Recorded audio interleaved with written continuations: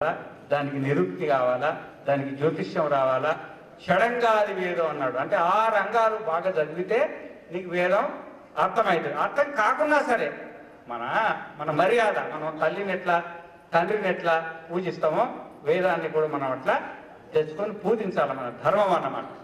వేదం అనేది మనకు అర్థం కాదు. కానీ అప్పుడు ద్వాపర యుగంలో, త్రేతాయుగంలో, సత్యయుగంలో ఆ కాలంలో వాళ్ళకు ఆయుష్ ఎక్కువ ఉండేది. 1000 సంవత్సరాలు బతికినోళ్ళు, 10,000 సంవత్సరాలు బతికినోళ్ళు ఎంతో మంది ఉన్నారు అన్నమాట. వశిష్ఠుని చరిత్ర చూసుకుంటే ఆయన కొన్ని యుగాలు బతికింది. ఆయన యుగాలు రఘువంశానికి అంత ఆయన పౌరోహిత్యం చేసింది. అయితే బ్రహ్మ మానసపుత్రుడు అనుకో, ఆయన తల్లిదండ్రులకు పుట్టినోడు కాదు. ఏమి అట్లా కొంతమంది ఆయుష్ ఎక్కువ ఉండేదన్నమాట. వాళ్ళు నిదానంగా ఋగ్వేదం, యజుర్వేదం, సామవేదం మాత్రమే. ముందు ఒకటే ఉండేది. వేదవ్యాసుడు పుట్టిన తర్వాత ఋగ్వేదం అని విభాగాలు చేసిన ముందు ఒకటే వేదం ఉండేది. ఆ వేదం వాళ్ళు చక్కగా చదివేది. మరి కలియుగంలో అంత ఆయుష్ లేదు కదా. 60 ఏళ్ళకి చచ్చిపోతే పెద్ద ఆయన చచ్చిపోలే అనుకుంటారు అనమాట. 60 ఏళ్ళ ఆయుష్కి వచ్చింది. 100 ఏళ్ళు ఎవరు బతుకుతున్నారు? 70 ఏళ్ళు, 80 ఏళ్ళకి చచ్చిపోతే ముసలాయన అయితే చచ్చిపోయింది పోయి ఓ అని అనుకుంటాడు అనమాట. ఎందుకో అనుకుంటారు అనమాట. ఆ విధంగా ఆయుష్ తక్కువ. ఈ ఆయుష్ తక్కువలో వీడు బ్రహ్మచారి కావాలా, గృహస్థుడు కావాలా, వానప్రస్థుడు కావాలా, సన్యాసి కావాలా. మనిషి అయితే ఏమి తప్పకుండా హిందువులు అయిన వాళ్ళకి 4 కావాలి. బ్రహ్మచారి కావాలా. బ్రహ్మచారి అయ్యేది లేదు, పుట్టగానే వీడు బ్రహ్మచారి అయ్యేది ఏం లేదు. బ్రహ్మచారి నుండి గృహస్థుడు కావాలా, గృహస్థుడు నుండి వానప్రస్థుడు కావాలి, వానప్రస్థుడు నుండి సన్యాసి కావాలి. కానీ అందరు కరెక్ట్గా బ్రహ్మచర్యం కరెక్టే ఉంటుంది, గృహస్థం కూడా కరెక్టే ఉంటుంది. ఆ తర్వాత పైవే గడబడవుతుంది. పైవి వానప్రస్థం తీసుకోవాలి లెక్క ప్రకారంగా. సన్యాసం తీసుకుంటేనే మనకు ఆత్మజ్ఞానం అనేది కలుగుతుంది. కానీ వానప్రస్థం సన్యాసం తీసుకోకుండా ఆత్మజ్ఞానం కలగడం అంటూ ఇది సంభవము కాదనమాట. ఎందుకంటే నకర్మణ నా ప్రజయాధనేన త్యాగేనైకే అమృతత్వ మానుషు. త్యాగం అన్నమాట. మనిషికి సంసారం ఎంతవరకు త్యాగం చేయడం, సంసారం అంటే సంసారం మీద ప్రేమ అభిమానాన్ని ఎంతవరకు త్యాగం చేయడో అంతవరకు ఆత్మజ్ఞానం కలగదు అని శాస్త్రం చెప్తుంది అనమాట. అందుకనే వేదం అనేది మనం ఇప్పుడు చదవలేము. కాబట్టి కలియుగంలో మరి మానవులు తరించాలంటే భగవంతుడే, కృష్ణ పరమాత్మ సర్వోపనిషదో వేదో సర్వోపనిషదో గావో దుగ్ధ గోపాలనందన పార్థో వత్స సుధీర్భోక్త దుగ్ధం గీతామృతం మహత్. సర్వ ఉపనిషత్తులన్నీ 186 ఉపనిషత్తులు ఉన్నాయి. 186 ఉపనిషత్తులను పిండి అనమాట. పిండి 186 ఉపనిషత్తులలో ప్రధానం ఈశకేన కట ప్రశ్న ముండ మాండూక్య తైత్తిరి ఐత్రేయంచ ఛాందోగ్యం బృహదారణ్యకం తథా. దశోపనిషత్తులు ప్రధానమైనప్పటికైనా మొత్తం 186 ఉపనిషత్తులు సమగ్రంగా చదివితేనే నీకు అవగాహన పెరుగుతుంది అన్నమాట. కానీ 186 ఉపనిషత్తులు ఎంతమంది చదివిన చేతులు ఎత్తండి. అసలు 186 ఉపనిషత్తులు ఉన్నది కూడా మనకు తెలియదు. సందేహత తర్వాతిగా ఇక కృష్ణ భగవంతుడు చూసిండనమాట. అదే ఇది మానవులకి అయ్యే పని కాదు ఇది అని ఆ ఉపనిషత్తులంత పిండి 2-3 బొట్లు పడ్డాయి అనమాట. ఏంది అది? భగవద్గీత అన్నమాట. సర్వోపనిషతో గావో క్రోధ. ఆ అర్జునుడిని అడ్డంగా పెట్టుకొని మనకు ఈ 18 అధ్యాయాలు మనకు ఉపదేశించింది అనమాట. అందుకే ఈ రోజు కూడా మనకు అఖిలాంధ్ర సాధు పరిషత్తులో కూడా ఒక విషయం, అక్షర పరబ్రహ్మ యోగం. భగవద్గీతను ఎందుకు పెట్టాల్సి వచ్చిందంటే ఇది తరించడానికి చాలా సులువు అన్నమాట. 700 శ్లోకాలు, 701 శ్లోకం. గోరఖ్పూర్లో అయితే 700, మన అయితే 701 శ్లోకాలు. 701 శ్లోకాలు అంటే 2 గంటలలో నిదానంగా పారాయణం చేసినా 2 గంటలలో అయిపోతుంది. మనకు కర్మ అంటే ఏంది, భక్తి అంటే ఏంది, జ్ఞానం అంటే ఏంది, మనం ఎక్కడున్నామో ఎక్కడికి పోవాలా, ఏం చేస్తున్నాం, ఏం చేయాలనే విషయం మనకు అవగాహన కోసం చాలా చిన్న గ్రంథం అన్నమాట. సరే మన ఇంట్లో ఉంటే వేదం ఉంటే ఉండని, ఉండకపోతే లేనోళ్ళు పెట్టుకోండి. కానీ భగవద్గీత మాత్రం తప్పకుండా ఉండాలి. ఏ ఇంట్లో భగవద్గీత లేదో, హిందువులలో అయితే ఏ ఇంట్లో భగవద్గీత లేదో వాళ్ళు పశువులుగా భావించాలి. ఎందుకంటే ఇక వాళ్ళకి ఏ జ్ఞానం లేదు. ఇక వాళ్ళకి ఏం జ్ఞానం? వేద జ్ఞానం లేకపోయా, ఉపనిషత్ జ్ఞానం లేకపోయా, భగవద్గీత కూడా లేకపోయా. ఇక పశువులకు ఇక మనిషికి ఏమన్నా తేడా ఉందా చెప్పండి? ఏమి తేడా లేదనమాట. భగవద్గీత అన్నా ఇంట్లో పెట్టుకోవాలా. కనీసం రోజు ఒక 5 శ్లోకాలు. ఎన్ని శ్లోకాలు? 5 శ్లోకాలు. శ్లోకం చదవాలి, తాత్పర్యం చదవాలి. ఉత్త శ్లోకం చదివితే మీకు అర్థం కాదు. శ్లోకం చదివి తాత్పర్యం చదివి ఆ తర్వాత ప్రపంచంలోకి వెళ్ళాలన్నమాట. ఆ విధంగా చేసుకోవడానికి ఉద్దేశించి ఈరోజు మనకు అక్షర పరబ్రహ్మయోగం భగవద్గీత పెట్టడం జరిగింది. ఇప్పుడు మహాత్ములు మరి వాళ్ళ వాళ్ళ శక్తి. ఇప్పుడు రెండు చెప్పగలిగితే చెప్పండి, రెండు చెప్పకపోతే ఏది ఇష్టం అంటే అది ఏదో ఒకటి చెప్పాలి కదా, వచ్చిన వాళ్ళకి చెప్పాలి. వాళ్ళకి ఆత్మజ్ఞానం కలగడం ముఖ్యం, అక్షరపర బ్రహ్మయోగం ముఖ్యమే, ఆత్మబోధం ముఖ్యమే. అంతకంటే కూడా వచ్చిన వాళ్ళకి ఆత్మజ్ఞానం కలగడం అంతకంటే కూడా ముఖ్యం అన్నమాట. అది దృష్టిలో పెట్టుకొని మరి ప్రవచనాలు చేయాలని ఇప్పుడు మాతృదేవోభవ అన్నట్టు ఇప్పుడు మొట్టమొదటి పూజ్యశ్రీ మాత పరమేశ్వరానందగిరి మాతాజీ వారు మరి ఆమె ఓంకార ఆశ్రమాధిపతులు పిప్పిరి అన్నమాట. పిప్పిరి అంటే నిజామాబాద్ జిల్లా నిన్నమన్ని అమ్మగారు సన్యాసం తీసుకున్నారు. మరి ఇప్పుడు కాబట్టి మీరు వినాల, ఒక్కొక్కటి ఒక్కొక్క రుచి ఉంటుంది అన్నమాట. అమ్మగారులు ఇళ్ళ కూరలు వండుతారు, 10 మందికి వంకాయ ఇస్తాం, 10 మంది వంకాయ వండుతారు. అందరూ ఒకటే రకం వండుతారా? ఇప్పుడు వండుతారా? మేము కూడా అంతే. మేము 20 మంది ఉపన్యాసం చెప్తాం, ఒకరు చెప్పినట్టు ఇంకొకరు చెప్పాం. వండేనే వంకాయ కూరే, కానీ కూరకు తేడా వస్తుంది అన్నమాట. అట్లా మీ ఇంటికి వచ్చినప్పుడు మీరు ఏ కూర పెట్టి మేము అట్లా తినాలా తినొద్దా? మా దగ్గరకు వచ్చినప్పుడు మేమేం చెప్తే అది మీరు వినాలి. ఓం తత్సత్. అమ్మగారు ఒక 20 నిమిషాలు వాళ్ళ సందేశాన్ని అందిస్తారు.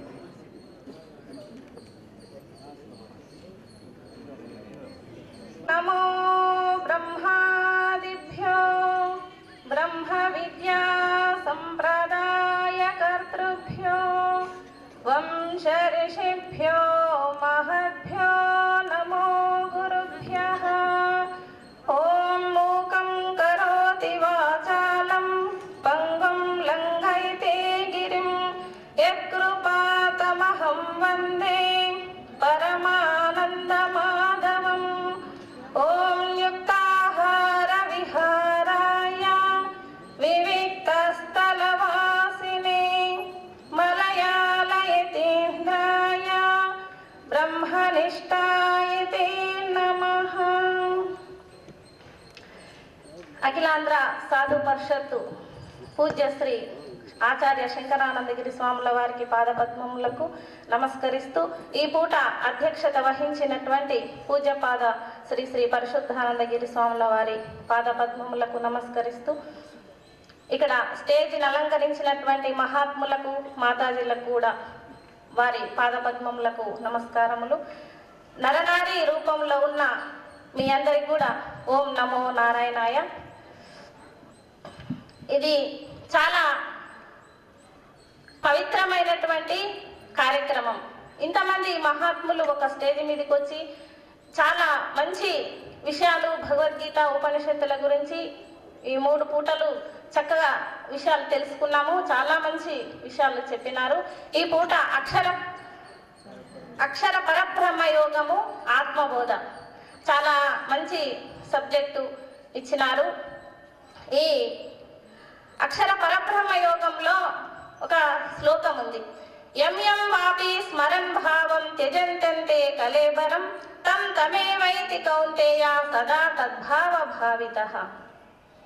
ఎవరైతే మనము పుట్టిన నుండి ఏ సంస్కారంతోని ఎంత మంచి వంశంలో పుట్టామో, మనం ఏమేమి సంస్కారాలు చేసినామో, మనము చివర వెళ్ళేటప్పుడు ఏ సంస్కారం అయితే మన ముందుకు వస్తుందో తర్వాత జన్మల ఆ రూపం ఆ భావన కలిగి అట్లా జన్మిస్తామని ఈ అక్షర పరబ్రహ్మ యోగంలో ఈ శ్లోకం చెప్పారు.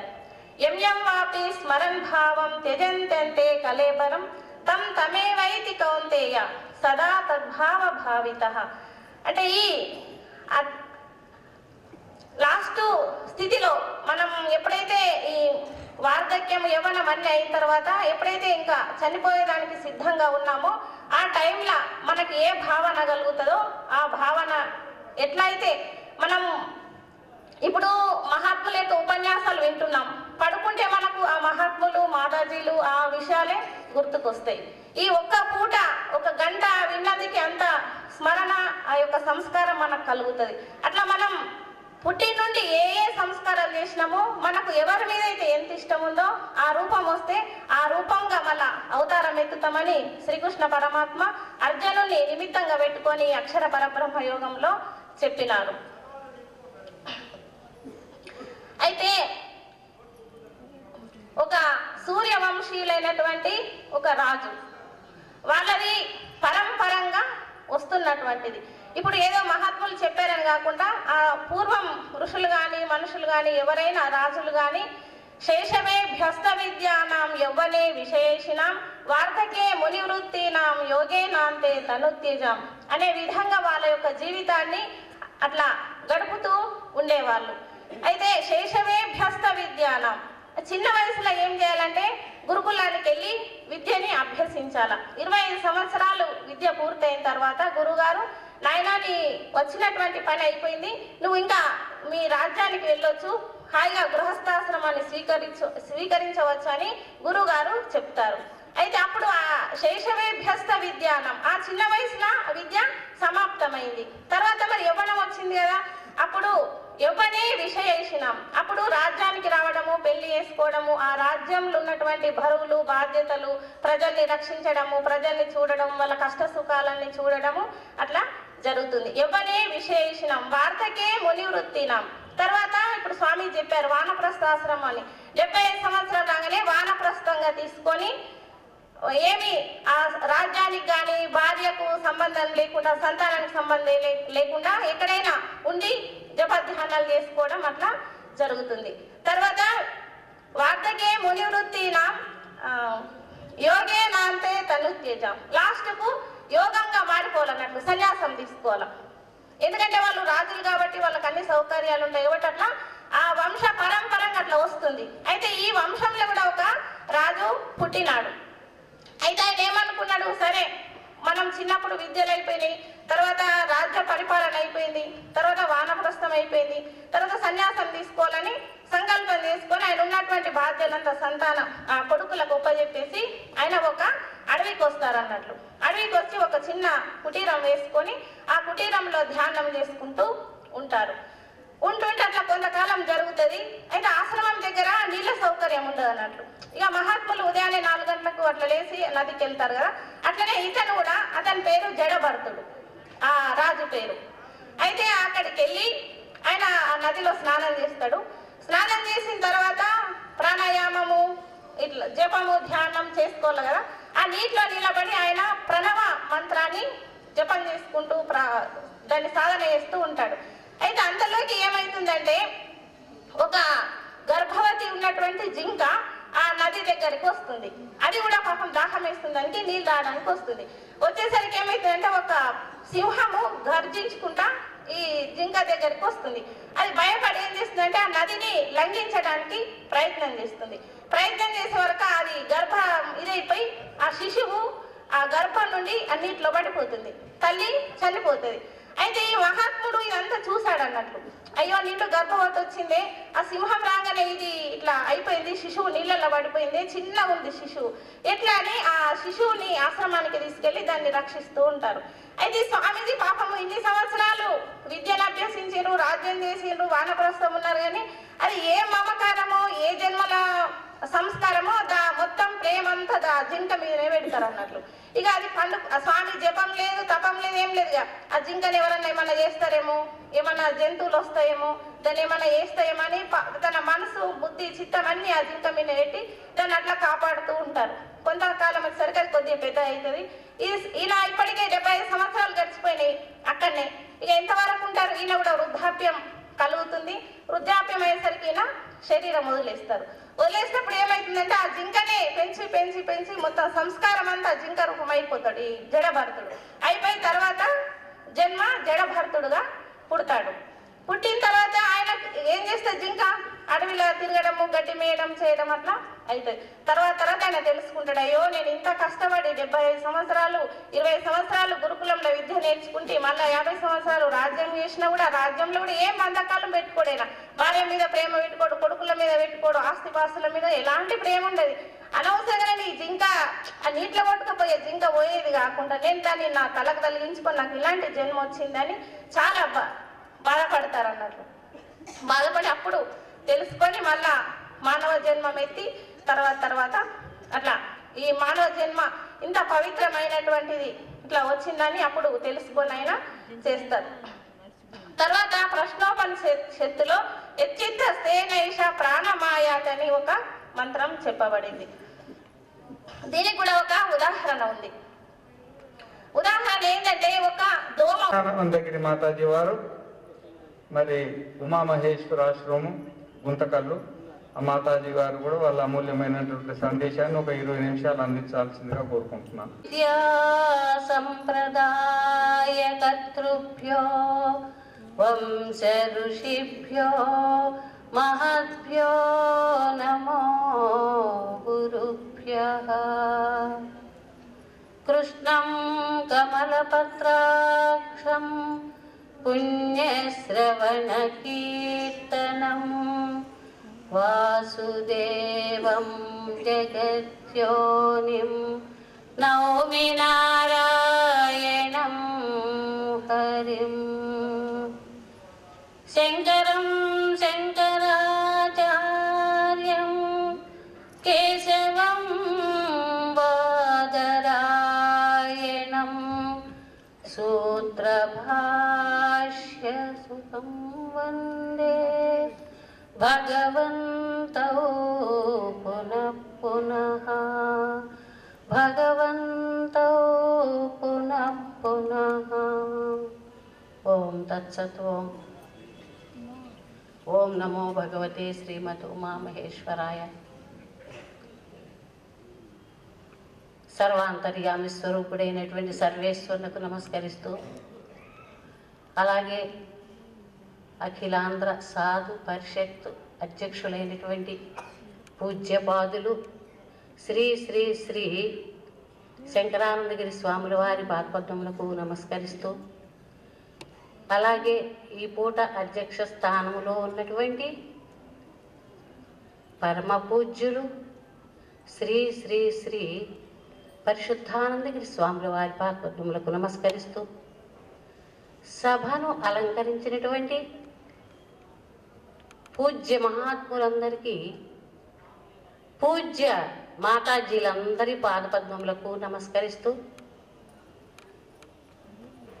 సభలో ఉపస్థితులై ఉన్నటువంటి మీ అందరి హృదయంలో ప్రకాశమానమై వెలుగుతున్న ఆ జ్యోతి స్వరూపానికి నమస్కరిస్తూ,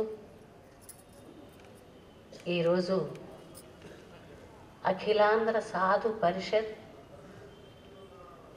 రెండవ రోజు రెండవ పూట ప్రారంభమైంది. మనం అందరము కూడా ఈ సత్సంగానికి కలవటానికి కారణభూతమైనటువంటి మన వెంకటరెడ్డి గారు, తదితర కార్యకర్తలు, అలాగే విశ్వ హిందూ పరిషత్ అధ్యక్షులు, జిల్లా అధ్యక్షులైనటువంటి మన లక్ష్మీనారాయణ రెడ్డి గారు, ఇంకా అందరూ కూడా ఎంతోమంది దీనికి సహకరించి ఈ రూపంని ఇలాగ పెట్టి అందరూ సమావేశమయ్యేటటువంటి రూపుదిద్దేటటువంటి వారికి కూడా నా హృదయపూర్వక ధన్యవాదములు సమర్పించుకుంటూ, ఇక్కడ విషయం ఏంటయ్యా అంటే భగవద్గీత ఆత్మ బోధ. భగవద్గీత 3 షట్కాలుగా మనకి కృష్ణ పరమాత్మ అందించారు. ఒకటోది కర్మశక్తం, రెండవది భక్తి శక్తం, మూడవది జ్ఞాన శక్తం. ఇది అందరికీ తెలిసిందే. ఇప్పుడు ప్రతి ఒక్కళ్ళు భగవద్గీత బాగా చదువుకుంటున్నారు, బాగా జ్ఞానాన్ని కూడా సంపాదించుకుంటున్నారు. అందులో ఈ కడప నగరంలో ఎంతోమంది మహాత్ములు తీసుకొచ్చి ఆ గ్రౌండ్లో సమావేశపరిచి, ఈ జనమే కాదు కడప జనం మొత్తము కూడా ఏ మహాత్ములు తీసుకొచ్చి పెట్టినా కూడా గ్రౌండ్ అంతా నిండిపోద్ది. ఇక్కడే కొంచెం తక్కువగా వచ్చారు. ఇంతమంది మహాత్ములు వచ్చినా కూడా మహాత్ముల యొక్క ఆ జ్ఞానాన్ని, ఆ ప్రవాహాన్ని విని గ్రోలటానికి ఇంకా ఇంకా చాలామంది రావాలి. ఎక్కడి నుంచో వచ్చారు మహాత్ములందరూ కూడాను.